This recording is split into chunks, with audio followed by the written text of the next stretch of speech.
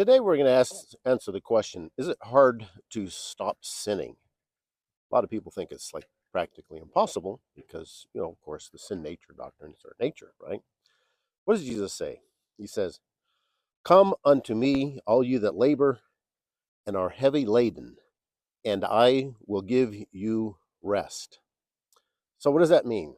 Let's read the next verse. "Take my yoke upon you and learn of me, for I am meek and lowly in heart, and you shall find rest unto your souls."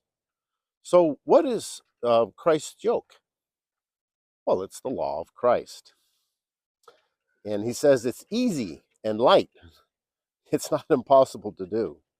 So um, one of the problems that people have is they have a false conception of what sin really is, because of an exaggeration of sin. And that's something that the Pharisees did to the people in Judea, and with all their Sabbath laws. So you'll find that Jesus was always being attacked because the only sin they can catch him on was breaking the Sabbath. So what did Jesus say about that? Well, he said in Matthew 12, first of all, he says, 12:7, "But if you had known what this means, I will have mercy and not sacrifice, you would not have condemned the guiltless." So usually the people that he's condemning that are guiltless, it's in regards to breaking Sabbath laws. And then he says in Matthew 23:4, he says, "For they bind heavy burdens and grievous to be borne, and lay them on men's shoulders, but they themselves will not move them with one of their fingers."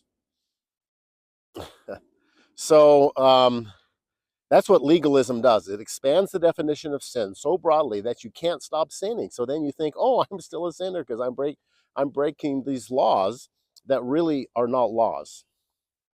Another thing is we have to distinguish between what is law and what is advice. 1 John 3:4 says, "For sin is the transgression of the law." So in order for something to be a sin, we have to actually transgress the law.